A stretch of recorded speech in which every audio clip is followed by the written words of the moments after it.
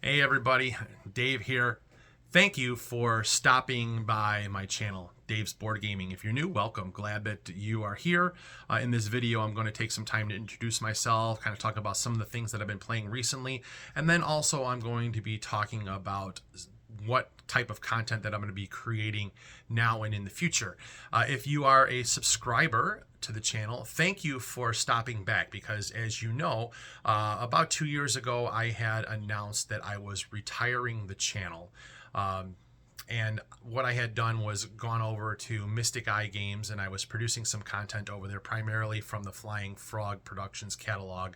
A lot of Shadows of Brimstone content, but then all of a sudden I had time where I was not able to play games. I was working a lot of overtime and just kind of suffering from burnout, and so I decided to take a hiatus from content creation for about the past year. And now I've decided that I do want to create content again, but the type of content that I want to make doesn't really line up with the target audience over on that channel, so I decided that I was going to reinvigorate this one and bring it back. So if you were along for the ride, you've seen that over the years the channel had morphed, and so it's changing again. Now it's just pretty much Dave's Board Gaming.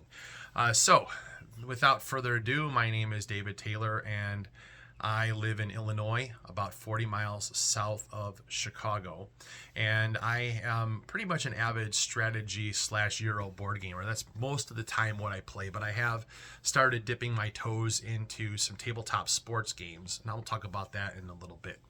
And then I think, I started my channel back at the end of 2013, so 12 years ago. I had launched my YouTube channel and started doing some things there, a lot of reviews and things like that. I've done some instructional videos, I've done some playthroughs, and some other things where I had done some upgrades to games that I have, and things like that. So that was like primarily the content that I had done. Off and on, I would take some time off, just from either not having time to play games, and then just over time now, when I started the channel, my kids were younger. We were playing a lot more stuff as a family. My kids are grown now. I've got grandkids. And so I don't get a chance to play games with them as often. I also had a regular gaming group that I was playing with. We played at a local game store, but that game store had closed. And then just through different circumstances, it's difficult for me to get over to play games. In fact, a lot of times when I'm working, I work on a lot of Saturdays, because a lot of the work that I do is in hospitals, so we have to do things off hours or on the weekends. And so we would game on Friday nights, and it makes it very difficult for me to do that. So I do get a chance to play games twice a year. I do host big invite-only game days at my house. So my two Tim friends, who I've been friends with pretty much since this channel started, Tim Norris from Gray Elephant Gaming and Tim Bresnan from Dad vs. Daughter, the three of us make up Dad, Dave, and the Elephant. They're pretty much always here. So those guys, we've been doing this stuff for a long time. Those guys come to my game day. My buddy Chris, who you've probably heard me talk about in older videos, he usually comes. And then there's a lot of other people that are local, and some that come from a little bit of a distance away. Come and we spend some time together and we play some games. And then I also get a chance to play with my wife, who is primarily my gaming person that I get a chance to play with. And then my buddy Chris, he lives about maybe a half an hour away, so we get together when we can. It's a little bit difficult for him to travel because he is disabled, and so he's in a wheelchair, so he's got to rely on somebody to drive him because he does not drive. So that's pretty much like a little bit about who I game with, and just I primarily play a lot of the Euro games, strategy games. Like I said before, some of my favorite games, Ticket to Ride is like my number one favorite game, and then some of the other ones that are at the top of my list, I like Seven Wonders, I love Concordia, I love Power Grid. Some other games that are a little bit more adventure-y. I do really enjoy Return to Dark Tower. I do like Shadows of Brimstone, A Touch of Evil, Fortune and Glory, those types of games. And then I am a big, huge fan of worker placement and deck building games. Those are that's the ones that if you want me to play games, those are the ones that I'm going to jump in with, head first. So that's like, those are the things that I really enjoy. So over the past month or so, well, I did have a game day in April, and there was about 15 people. It was a little bit a little lighter attendance this year. Different people had some things that were going on, and but I did get a chance to play a few games there.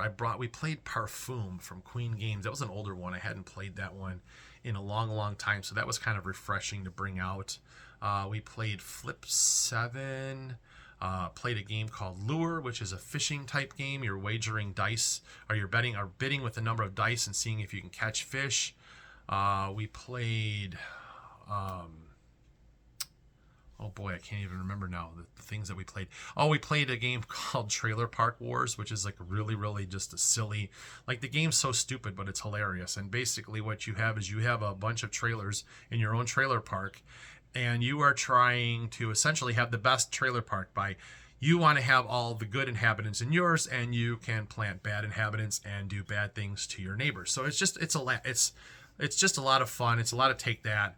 The currency in the game is pink flamingos, so that was something to enjoy, seeing and stuff like that.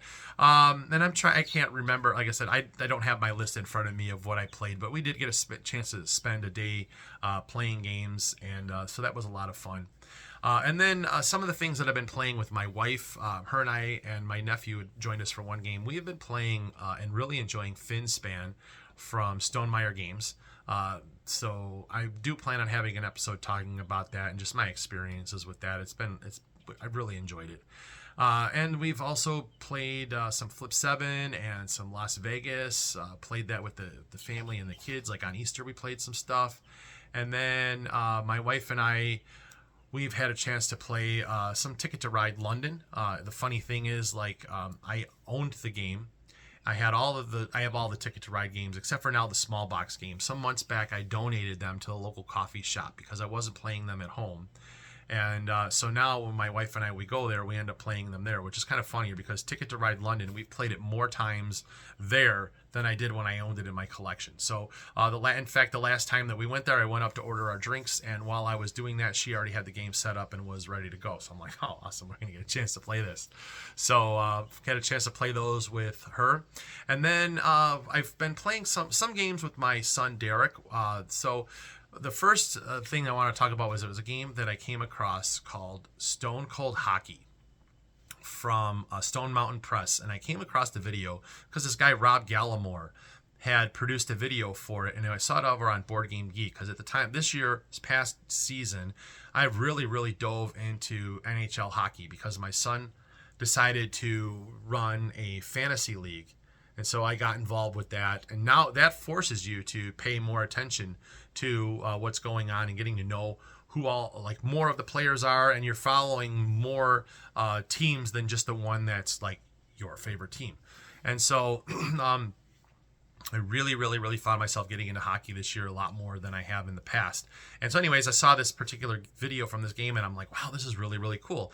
And I ended up purchasing the game and I've been playing it. And you can play a full hockey game. It's a highlight level game, and I'm going to probably end up doing videos about this in the future, but in about 15 minutes, you're done with the whole hockey game. And it's got a lot of the action. You're rolling dice and you're looking at the results and you're kind of referencing some charts and you're building a narrative as the game plays out. Anyways, my son and I, Derek, we've been playing that. We really enjoy that. And my son and Derek and I we've played a couple games of Dominion. So that's been fun too. That's another game that I really do enjoy because I do love deck building games, as I said before. And usually when I would play that, I would always look up in the rule book. I would look in the back, and it would show like suggested card setups. And if I use any expansions, you could look up on the things there, and it would show you like, well, what sets are you using? And I would usually pick some of those things, but this time I didn't feel like looking at those. I just grabbed the randomizer, shuffled them up, and just drew out the cards. And so we had played 2 games, and both of them different experiences because the cards came out and just the way that we had to approach things was a lot different. So that was a lot of fun. So so those are some of the things I've been playing with other people. And then myself, I mentioned that I had started dipping my toes into tabletop sports games. And I've gotten involved in the community over there and, posting up some things and some recaps of games that I've been playing. And so I started playing those because they really work well solo for me. And I can focus more on seeing, I know about the sports. and I don't necessarily know about all the players. I don't know all their stats, and a lot of times I don't really care about a lot of the players, and I'm not hung up on a lot of stats. Other people are, and that's great. And there's certain things. It's like I know some of the, I may, if somebody mentions certain stats, I know what they mean, but I can enjoy these games and I can recreate things from the past and replay games because all the information is out there, and some people who have, the designers who've created these games, make them accessible for folks like me to be able to play them. So a couple of games that I am currently playing, and I'm going to talk about these real quick. So the first one is a game called On Base Baseball from the Clark and Addison Gaming Company, and the guy actually who designs the games lives about an hour from me, which is kind of neat. And he has a game called On Base Baseball, and it's based on something called sabermetrics, which I'm not really sure what that is, but the quickest way that I can explain it is they use specific criteria to judge a player and how they are in comparison to other players for certain attributes. And so so this designer has taken certain things like they're like a weighted batting runs average or something like that. I'm not really sure what that is. And they also look at their speed and a couple other things, and they came up with certain traits or certain things that you need for your players. And he's got all these statistics and these sheets for these rosters. And so I decided to purchase the 1990s roster. So I have every player on every team throughout the whole 90s, whether they played one game, even if they were in for like one pitch, they're in there. And so, and then using another website to get the rosters and batting orders, I am currently playing through the 1990 World Series, Major League Baseball World Series, which was the Cincinnati Reds versus the Oakland A's. And the reason I'm playing that is because when I was a kid growing up, the doctor that I went to was Dr. William Morris, and he had a son named Hal, and Hal played in the Major League Baseball. He played he started off as a rookie with the New York Yankees, and then he went to the Cincinnati Reds. And in 1990, when he was still like his first year with the Reds, they won the World Series. And so that was kind of exciting because not only is it kind of cool that somebody that has a kid who's playing in the majors, but then also to have a World Series championship on top of it's even better. And so like I'm friends with Hal Morris on Facebook, but he doesn't really on there very much, and I don't really interact with him that much, but he is still active in baseball. I think he is currently doing some scouting for the Boston Red Sox. But in real life, the Reds won the World Series. They swept the A's in 4 games, and I am currently going through replaying them. And at the end of 4 games, right now, the Reds are beating the A's 3-1 in the series. So I'm going to be going into a game 5, which is kind of uncharted territory because there was no game 5 in real life. So I'm going to have to, I think what I'm going to end up doing is using the lineups from game 2 and just playing that out and seeing how that goes. But that's been a lot of fun because it's like you're rolling some dice and you're matching up certain things and referencing them on a chart, and it's like, oh, well, this particular, it's like this pitcher, this batter came up, the pitcher, okay, this one, oh, he struck him out. Okay, was he looking or was he swinging?